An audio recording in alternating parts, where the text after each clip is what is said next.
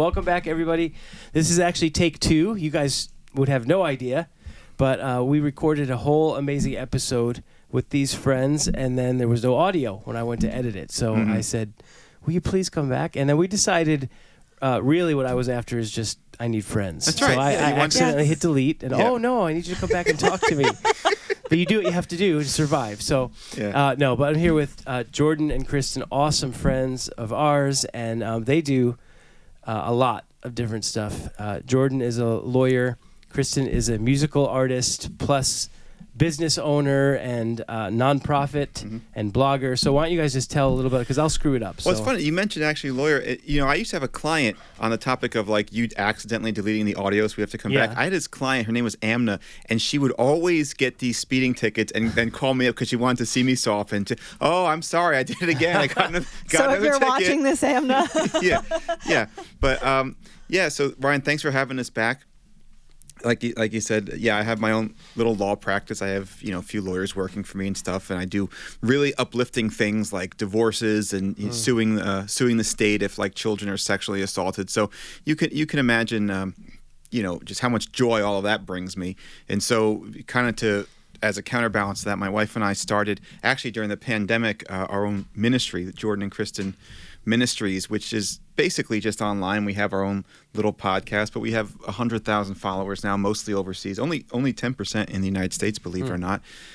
What actually was is Kristen, we used to pray every night because we weren't married at the time, and we'd pray over Zoom or whatever it was. And I said, well, wouldn't it be great if you just did this for other people? And so we just opened it up to basically Facebook Live, and that became our ministry. And now she's a recording artist, as you know. Yes. And why don't you talk about that? Well, I love the fact that Jordan's like, yes, this is my chance to speak, because when it's just the two of us, I'm just talking at him. So he's like, yay, I get my own microphone.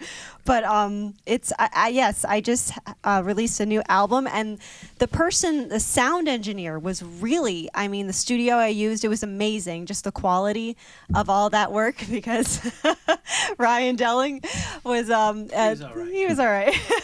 And I'm just loving the fact, it's funny because my background is professional acting and singing and performing.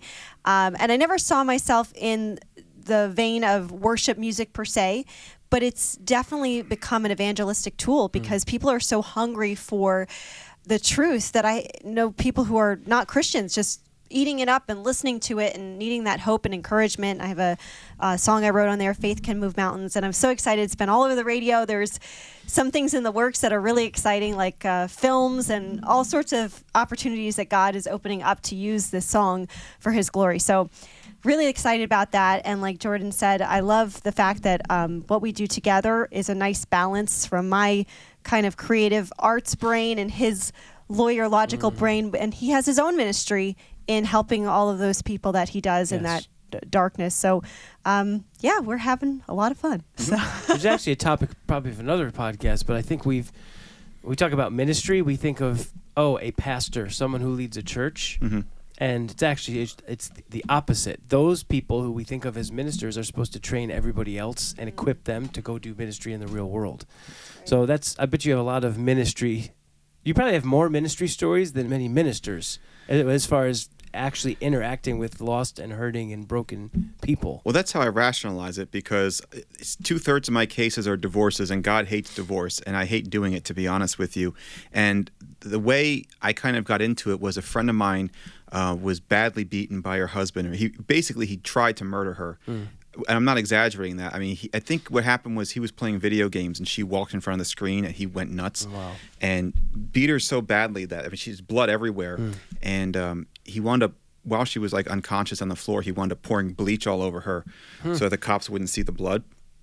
And she actually stayed married because she was a Catholic, and then it happened again. And so when I got involved in that case, because she was a friend of mine, obviously I have to help her get a restraining order, and obviously that's not a tenable marriage anymore. I mean, God hates divorce, but He hates murder even more, I'd imagine. And so I thought of it then more as I'm helping like rescue someone from a burning building, basically, right? Like I don't countenance arson, and I don't have to in order to rescue someone from a burning building. That was the same thing with her. So that's kind of how I got involved in that. And even where, most of my cases aren't that dramatic, I still try to figure out what is God's purpose for me in this case? And there are cases, I'll tell you the truth, Ryan, that I've turned down because I thought the person was hiring me for the wrong reasons. Wow. I had this guy call me one time, and the reason he wanted a divorce was his wife had a glioblastoma, a brain tumor, and she was only supposed to live for a year, and it had been 11 years, and gosh darn it, she still hadn't died. Wow. And he wanted to make sure that none of his money was going to go to her medical care. Wow. And I just told him to hang up the phone. Wow. I was like, you have the wrong person for that. Because first of all, I wouldn't be able to sleep at night, but secondly, God wouldn't honor that. And if I took cases like that, I would not be as successful as I am today because then I'd be doing it for all the wrong reasons. Yeah, and God blessed those decisions, I believe. And I believe so. When we were dating and, I asked all those questions, I'm like, you do divorces, but... the interview? It was the interview. Oh, the first date, the whole it was. Here's the questions. But it's an amazing thing because I think because of what he sees every day, it's actually been an amazing thing for our marriage. And just, talking to other couples or whatever, you really don't sweat the small stuff. You really don't get into just arguing about stupid stuff because that's what he sees every day. So when he comes home, that's the last thing he wants to do. So, I say to everyone, might as well marry a divorce lawyer. No, I'm just kidding. But it's so true because it helps you to see what, how the enemy is trying to really destroy things in a way. And you're a light there. So it's a good thing. Yeah, for sure. That's awesome. Last time we talked, we jumped into a lot of election discussion because we're a couple weeks after the election, and I actually want to edit this and put it up as our next podcast right away. But I've seen really two camps in the church. There's one camp that seems to say, especially a lot of pastors who are kind of playing it safe, I would say, are just saying, well, we just don't want to get involved with politics, and they draw that line, and the church shouldn't be involved. We're not going to talk about the issues. We're not going to talk about who to vote for. We'll just, God is the God of government and all authority. We don't need to be involved. It's kind of like we're going to play the game on a higher level, almost. That's one camp. The other camp, I would say, is too involved in politics in a sense, in that there's this idea of Christian, it's been called Christian nationalism, and even, I would say, in the extreme cases, there's this almost worshiping of certain candidates as the Messiah. And we'll have revival and the great harvest and whatever language you want to use, that will come when we vote this person in. And so I kind of see those two camps. And what are your thoughts on, I know you have a lot of thoughts on the church and politics and how the church should or shouldn't be involved in politics. Where's the line? How do we navigate that? It's a big question. It's interesting how the enemy often plays both sides of the coin, right? We think of usually God and Satan as on opposite sides of the field, but a lot of times the devil plays on both opposites. So, for example, he'll build up your confidence beyond the point of confidence to the point that it's pride, which is a sin. Or on the other extreme of that, he'll tear it down so that you feel inadequate and you don't feel good enough, right? Even those two things are opposite. They're both, and tricks of the enemy, and God is in between those two things. Really, and I think you're seeing the same thing in the church that's too silent and the church that's turned it into an idol. Yeah. Nothing makes the enemy happier than the church not involving itself in culture and politics, by the way, because then you're leaving a vacuum for him to fill. Right. But I think I told you in the podcast that we didn't record properly that I had gotten to a point certainly where I had made politics an idol. Yeah, I remember that. This is a story as old as time itself, for goodness sake. This is a story of Saul, is it not? Where the people rejected God as their king and demanded their own earthly king, and God said this is going to be far inadequate compared to what you have, but eventually he gave them over to that,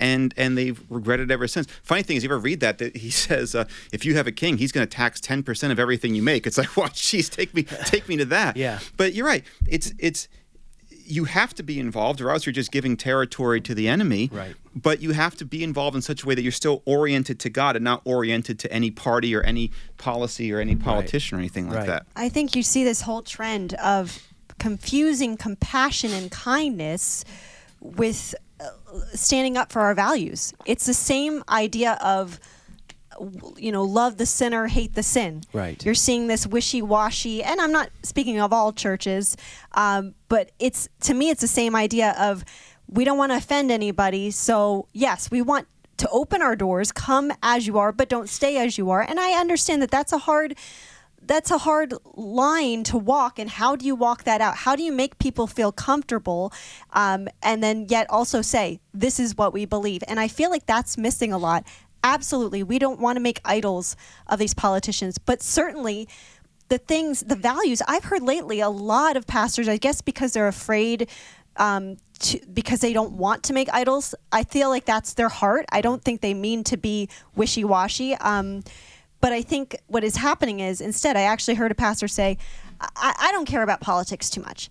And I want to say, well, you better, because your ability to speak in front of a church is at stake. Your ability to have your doors open, freedom of worship. I talked to a gal who is actually a little younger than me that grew up in a very communist country. And she said, from her perspective, she's like, people don't understand what's at stake here. They just think it's, we don't want to offend anybody. We don't want to hurt anybody. But the value of life, standing up, Jesus stood up for things. Jesus made known the things, that's important to have the boldness.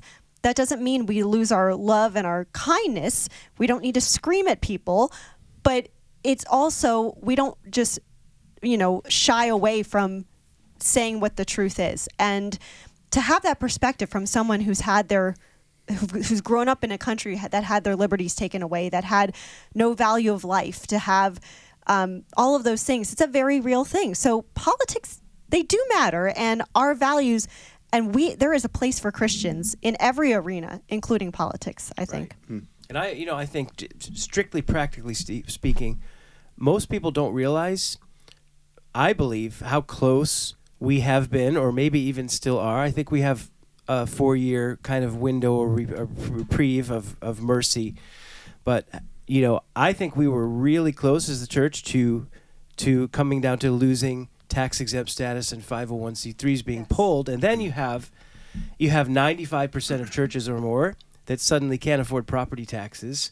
And I mean, if you think of it like that, it kind of opens your eyes to understanding, well, maybe we do need to actually be involved in politics. But, part of that is because the church isn't doing a good job of policing itself. I mean, I 100% agree with separation of church and state both ways, right? That's not to say we shouldn't be involved, but I don't especially want the government co-opting the church, because then you have something like in England where they have the Anglican Church, and that's just the worst bastardization of Christianity you can imagine. Right.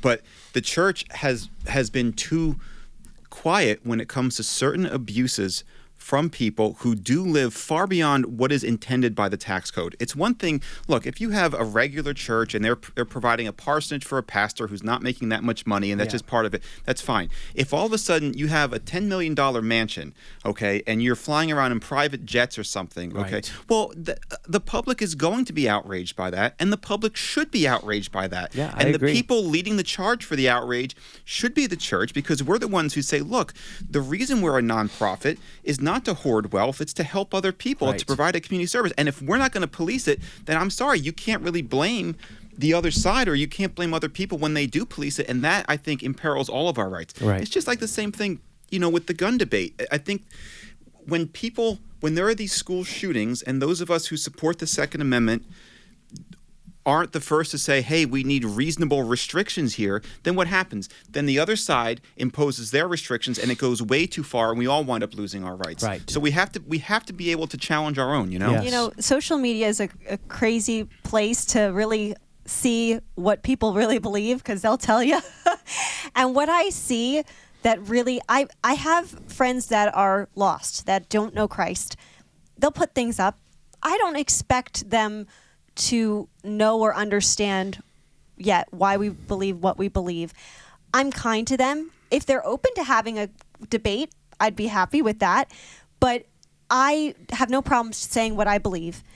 What I don't understand is what I've seen people who say they're Christian and have all this other stuff on their page, but then at the same time are kind of aligning with values politically that don't line up. It's just, there's a Christian who believes in abortion. Yeah. It's just, I'm sorry, but that's I don't know what happened, and I don't know if it's maybe people coming into the church that have never been educated, maybe because we haven't stood up, or even if we stand up and say these are the policies, it's not good enough to say this camp believes in abortion, this camp doesn't believe in abortion. That's not good enough, because that still doesn't tell them anything. We need to say we do not believe in abortion. And it's funny because Jordan has a blog, a conservative blog, and he'll post things, and I try to stay out of it because all of his lawyer friends, they just love to debate and argue. But he'll post something from his page, and people will be like, "You stole that from Conservative Opinion," and like you're like, "I wrote Conservative Opinion, so it's okay to plagiarize yourself." Yeah. You like how arrogantly I named my blog Conservative Opinion, like it's my job to define for everyone else what the proper conservative opinion is. Well, it works because it's separating it from you, apparently, in your minds. Yeah, exactly. Yeah, I think because I've seen that before, and that's what we were saying about the enemy. This is a spiritual war. It's not. We get angry at the people, but it's the enemy deceiving.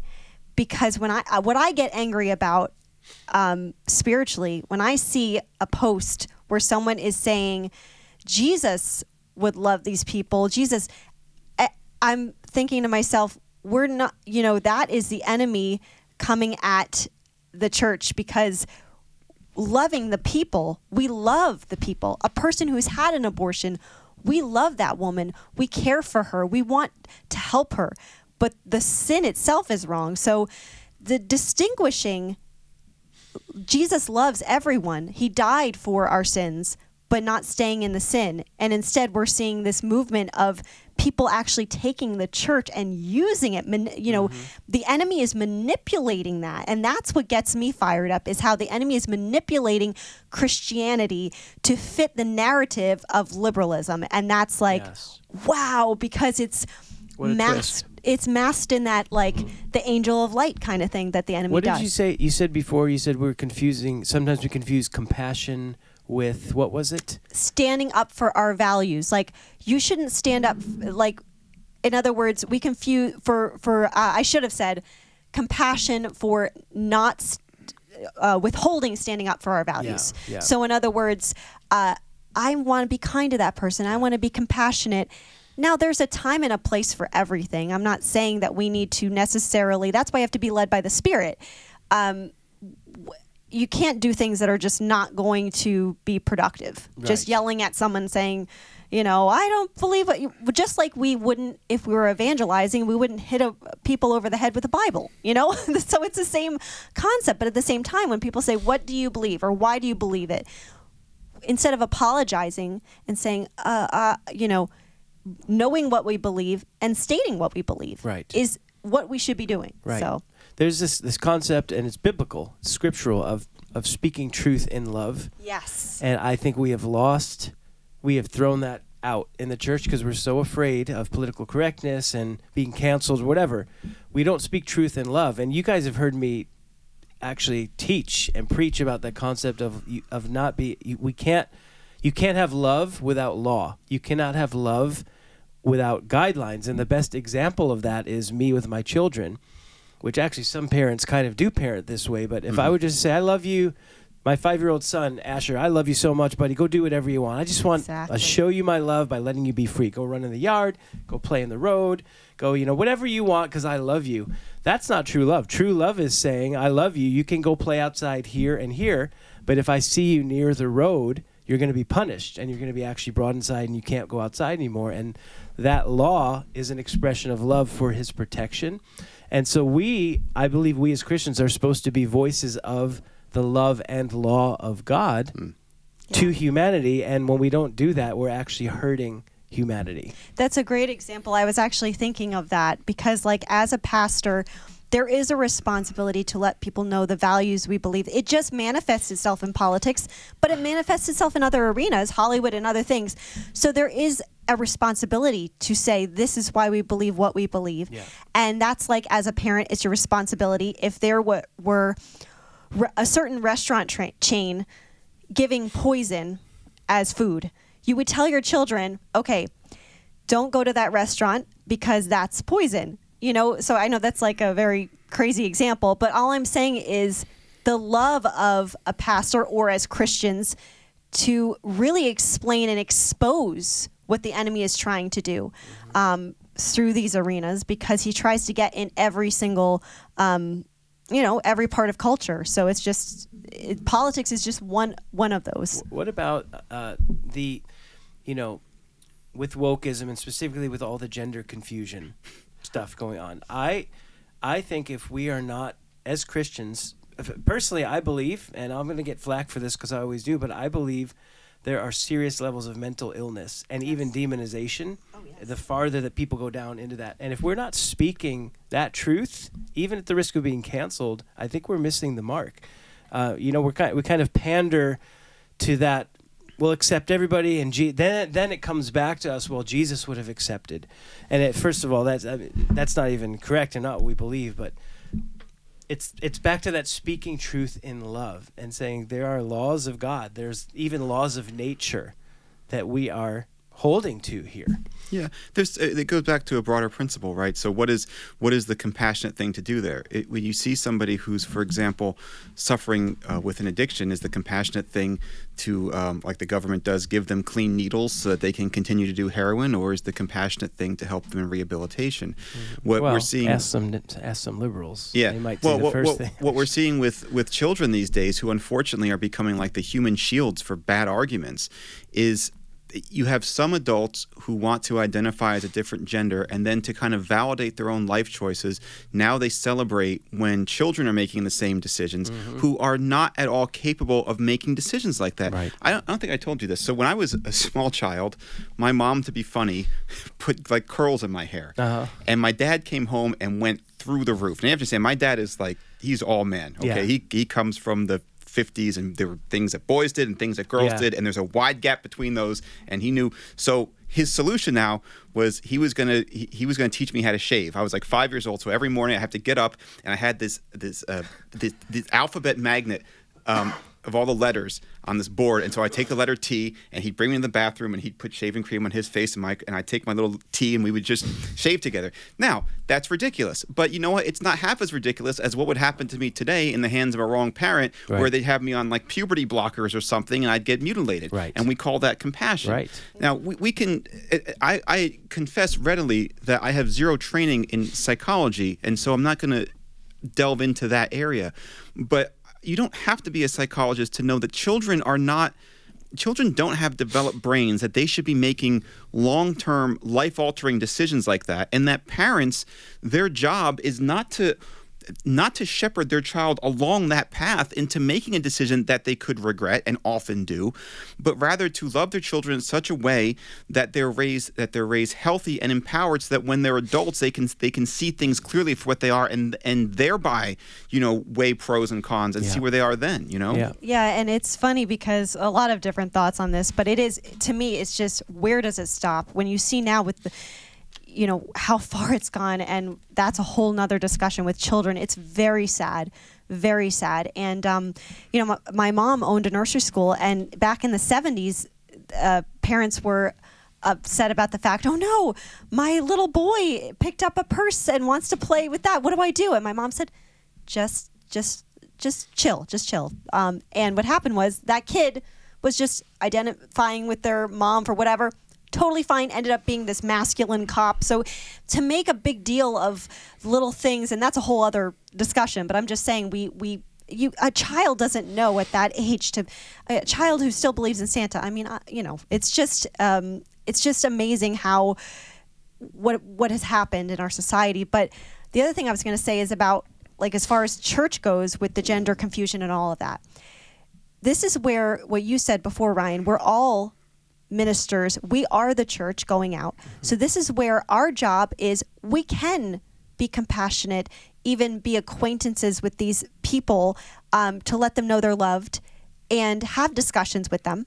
And then the church is the place that these are our values. This is what we stand for. We have that rock and foundation. So that's what's great. For example, in practical life, I go through a Starbucks and there's a girl who thinks she's a cat.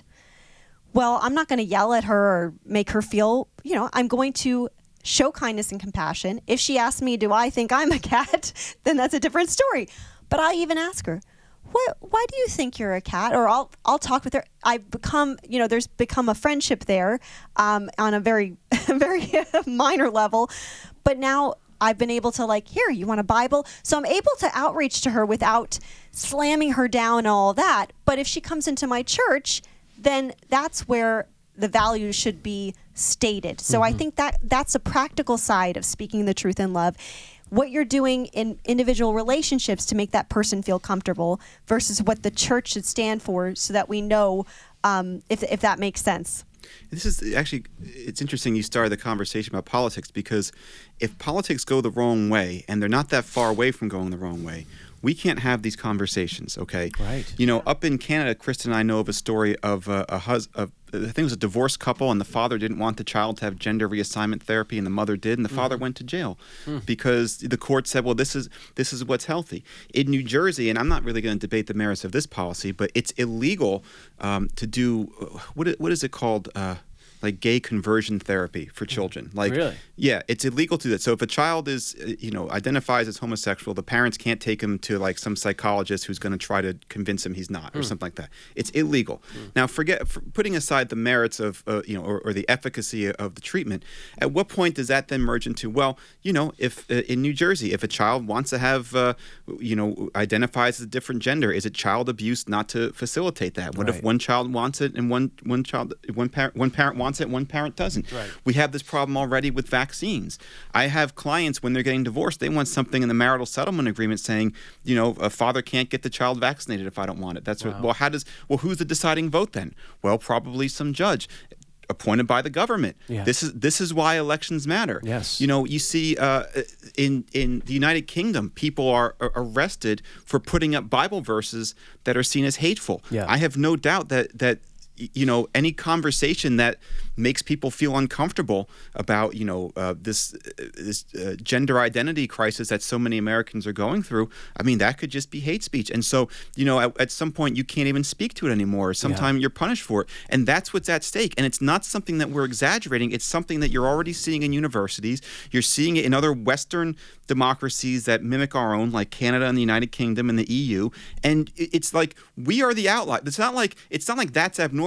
We are abnormal for having this much freedom, and it's something that we have to protect. And if we're not going to talk about it in the church, then who's going to talk about it? The legacy media, Saturday Night Live. Right. That's who's going to be setting culture, Hollywood. Right. So we've abandoned our place, and now it's like we're fighting for survival instead of really flourishing the way we should be. Because I think we talked about this a little bit last time. We have the misconception that if there are no Christian values in a society, then it's just an empty space. It's just a vacuum. Yeah. And that is so false, because a vacuum sucks other things in. Something will always fill that space, and it's just whoever is stepping up to fill that space in the moment. Well, what it gets filled with is self.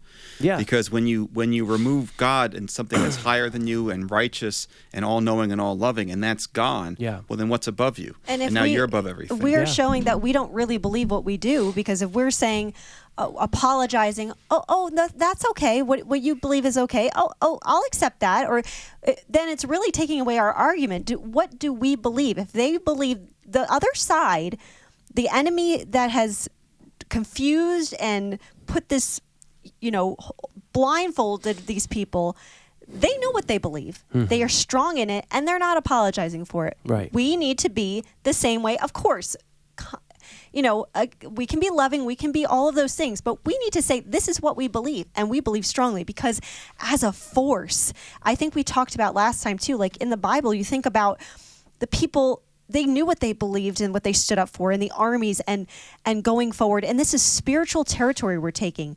And instead of regressing, we need to be taking more territory and more. Because I heard somebody say, what you're seeing now in culture was, what you're seeing, I should say, now in the churches, some churches, that's very that it's just allowing these things to be rampant, happened in the universities like 10, 15 years ago. So it's coming in, it always comes downstream. And I was like, that is a good point. That's a very good point. But what you were saying about self, moral relativism really is just the exaltation of self. Because that's really all it is. It's the enthroning of self. Yeah. So much so that it's just, well, whatever you believe is good for you, whatever I believe, and then you really have nothing. You have no values. I just did an essay this week about that, about how Einstein gave us wokeness. Did you read that? No. Is it up on your? Yeah. No. I didn't So see basically, what's happened is the social sciences have always tried to mimic the hard sciences. They've always had this like sense of inadequacy because the hard science give us real improvements. And so, for example, with the Industrial Revolution, we had a revolution in engineering. So the social sciences started giving us social engineering, the idea you could build entire societies if they were properly planned with scientific precision. The hard sciences gave us Darwinism. Yeah. So the social sciences give us social Darwinism, which is eugenics. Like we can kind of help nature along by sort of suppressing the reproduction of the unwanted groups and helping the stronger groups, things like that. And likewise, Einstein gives us relativity, the idea that things have to be specific to, things like motion and time are specific to the observer. And then, of course, the social sciences come and they give us cultural relativity, okay, and moral relativity. That's another one. Yep. And then before long, it becomes any kind of relativity you can think of. It's just, reality is not objective and out there. Reality is relative to how I perceive it, which is why if someone feels like they identify a certain way, as cat, for her example, whatever, yeah. then you are wrong. It's Right. not just that it's different. It's not just like, it's not enough to just that person just be allowed to identify as a cat or whatever. Yeah. Now you're wrong for not also doing Right. it because it's relative to them. Right. Yes. I bet you that was not a conversation you thought we were going to have. Einstein giving us wokeness. I did not. Against the backdrop of people thinking they're cats. Yeah, That in. I did not. That's but that is actually really good. how it leached in. That's really good. Yeah. No, that's really. You tell people the before we forget. Tell people your My the link? website and the link and all that. That's conservativeopinion.com. I have to go read that. Yeah, Read that. That's it's really good. I linked it on my Facebook page. That's really good. Yeah. That's really good. That's a true story. That's true about you in Starbucks, right? yes, it's you true. weren't just that wasn't an example. I don't know how much time we have, but I have another Go for it, yeah. example. So I'm a pretty outspoken person, but I'm also like, my personality is I do want people to like me. In other words, there are some people that like to get into like conflict. I love lawyers, for example. For example, Yeah. I just want to spread butterflies everywhere I go. Oh, okay. So but at the same time, I'm pretty outspoken and I just say things like they are. So I was at a place I go to exercise, and the person in charge said, no matter what happens with the election, let's all be nice to each other. Let's just be kind. And I was like, okay, that's a good idea. I can roll with that. So everybody had left, and I was just talking to the gal. We just chat about, your hair, or just things like that. And I just happened to feel led to share a little bit of my beliefs with her. And of course, when I got into sharing a little bit about my beliefs and how it goes into politics, and this was not an antagonistic way, mind you. This was not like me trying to preach at her or anything like that. It was very just, well, I believe this kind of stuff. She literally looked at me and walked away. Mm-hmm. And after that, every time I would see her, she wouldn't give me eye contact or anything. So I was like, I got to fix this but I'm not going to apologize for what I believe. So it took a few times, and I was like, God, help me to kind of mend this, relationship, because if someone had told me their beliefs, I'm sorry, did it go off? No, it's good. Okay. Okay. If someone had told me their beliefs, I would just be like, okay, I would still be their friend. That's a perfect example. I would be okay to be their friend, even if I would say, this is what I stand for, though. But it didn't work the other way. So anyway, God gave me the idea. She loved Goldie Hawn. And I was in a movie with Goldie Hawn. So I said, hey, did you see this picture? I was in a movie. Everything was fine. We talked about that. So now she knows what I believe. Yeah. And it's smoothed over. But I don't know. That's a perfect example. I don't know if she thought I was going to start, trying to convince her or something. Or if she it touched something too close to home. And so I think there's ways. Again, church is... we need to just be like, this is what we believe and why we believe it, but still let people feel the kindness and the love when they come through the door. Yes, absolutely. And so we are the church. So there are ways. Now, there's just people who are going to just be turned off by what you say, and you just got to say, I planted the seed. You can't try to, not everybody's going to have that situation. But in that situation, I felt like it was a big win for me where I was still able to maintain a surface friendship, so she will talk to me, but now she knows what I believe. And maybe someday that seed will come back around. But I couldn't believe she had said, let's all be nice to everybody. So I thought she was open. And then when I said what I believed, let's not be nice to that. Right. So, yeah. You know. One last question I just want to put out because I'm curious to get both of your thoughts on it. So obviously Trump just won, so we have 4 years of Trump. It seems to be we have the House and we have the Senate. It seems to be a red wave in a lot of senses. And so what if you were to give Christians who would look at that as a victory, which many of us do in many ways, a warning about a potential pitfall within this next 4 years as a Christian, if there's one thing, what would that be?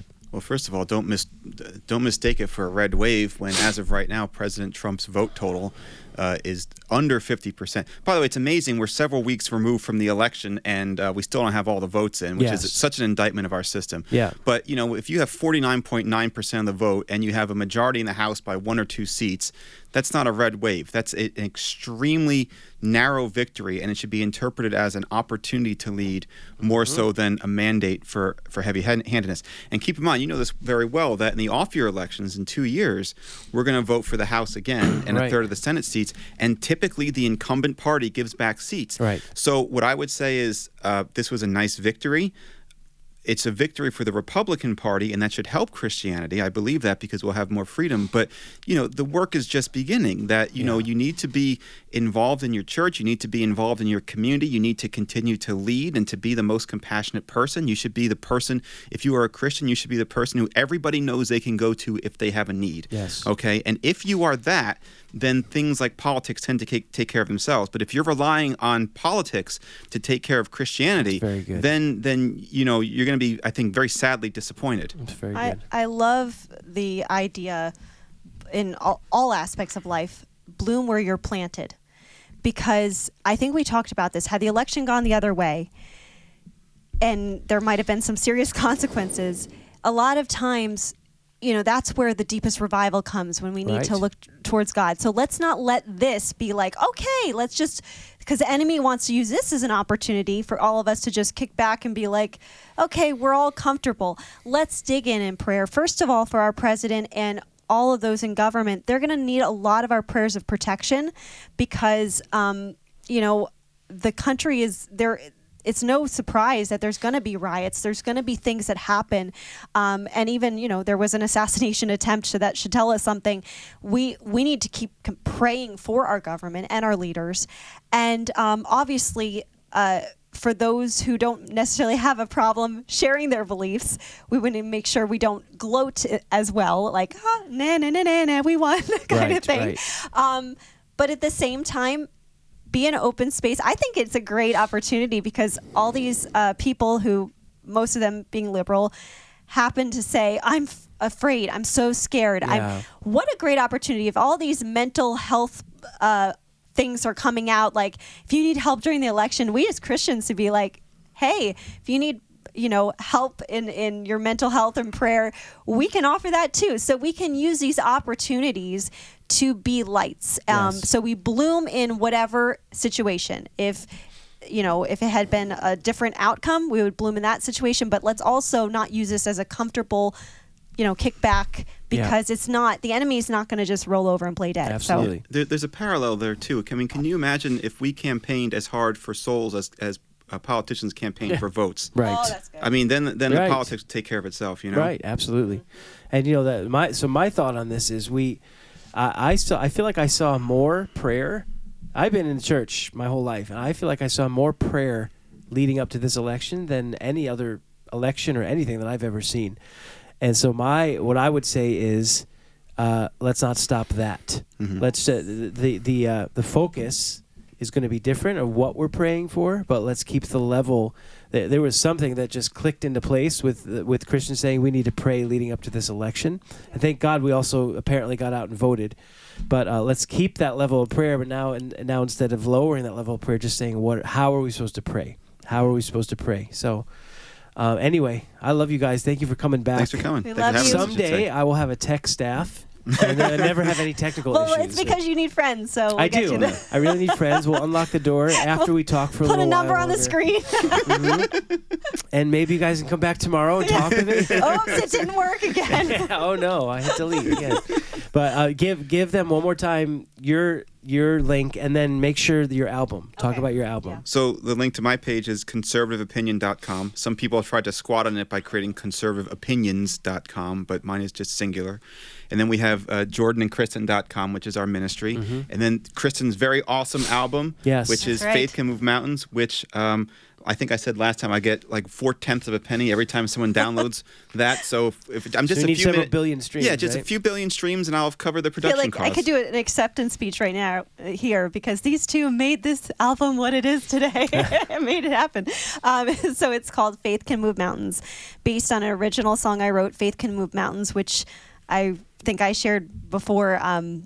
I basically wrote in about an hour, probably less than that, just It's based amazing off 'cause of it's such a good song. just a personal experience and a personal testimony, and you can get it on Apple Music, Pandora, Spotify. What am I missing? Something else? Anything. There's anything. basically every major streaming service. Kristen has it. Rickards, Faith Can Move Mountains. Yep. Yes. Awesome. Get your Awesome. copy today. That's right. Support Jordan's retirement. Get Link your in, download. link in the comments. That's right.